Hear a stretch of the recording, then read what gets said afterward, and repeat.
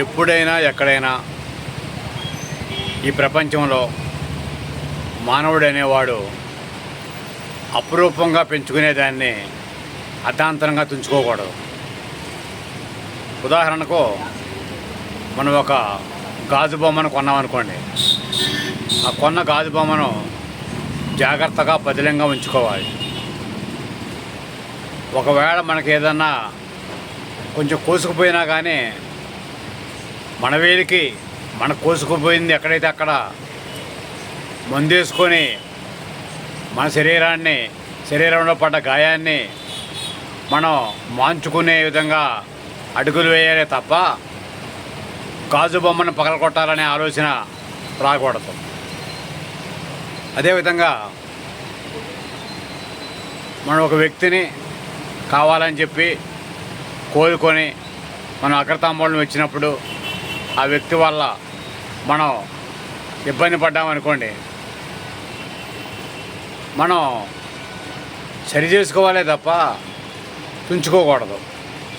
పోనీ రాజీ మార్గంలో జగ్గేపేట పంచాయతీలాగా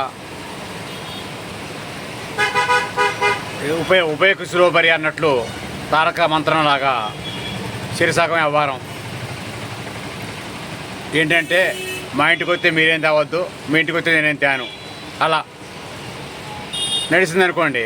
నడిచినప్పుడు కలిసిపోవాలేక అంతే తప్ప జనం కోసం చూసే వాళ్ళకే మన కుటుంబంలా ఉన్నప్పుడు బయట వాళ్ళకి ఆ హెల్త్ కనపడకూడదు. మన అంతర్గతంగా మనకి ఎంత బాధ ఉన్నా కానీ మేడిపండులాగా మనం కలిసిపోయే ఆలోచనలో ఉండాలి తప్ప ఇది ఉమ్మడి కుటుంబం అని జనమంతా అనుకునే విధంగా ఉండాలి. అదేవిధంగా మనం ప్రవర్తించాలి, అవసరమైతే కలిసిపోవాలి. దాని మూలాన మన మీదకి రేపొద్దున వైరు వర్గాలు వచ్చే పరిస్థితి ఉండదు. వాళ్ళంతా ఒకటే, వాళ్ళు ఉమ్మడి కుటుంబం అని అనుకుంటారు.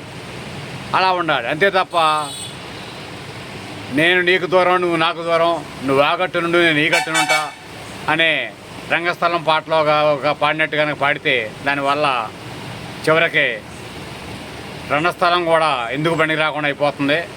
ఆ రణస్థలంలో విజయం అనేది వైరు వర్గాలుగా అవుతుంది తప్ప మనకు వచ్చే పరిస్థితి సూచాయిలో కూడా కనపడదు.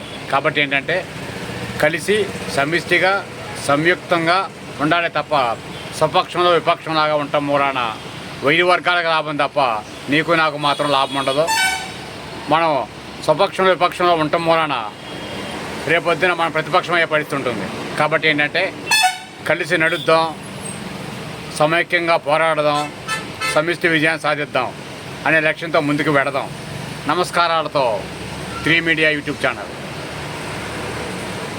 ఎన్టీఆర్ జిల్లా సర్వేశ్వరరావు, బిఏ పాలిటిక్స్.